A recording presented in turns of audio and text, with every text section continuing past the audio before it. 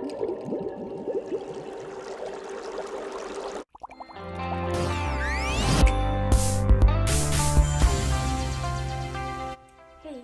mina olen Helina. Ma olen Torega seotud olnud juba 10 aastat.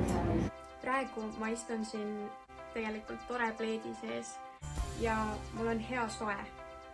Ma olin hästi pisike, kui ma hakkasin kuulma, kuidas torekad midagi teevad, olukordi lahendavad, mis on nende väärtused.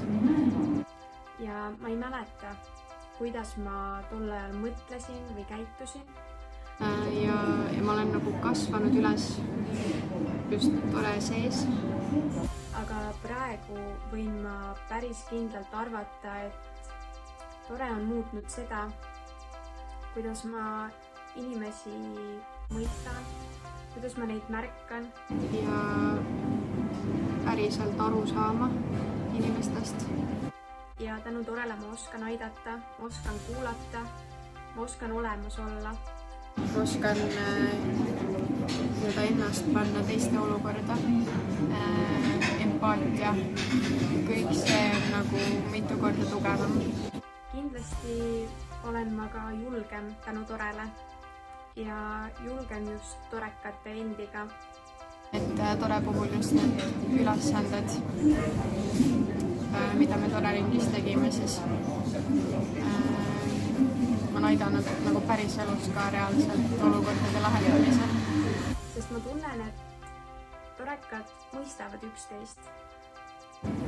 Sest kui me ei oleks toreringis arutanud läbi mingisuguseid olukordi ja seda, kuidas inimesed käituvad, siis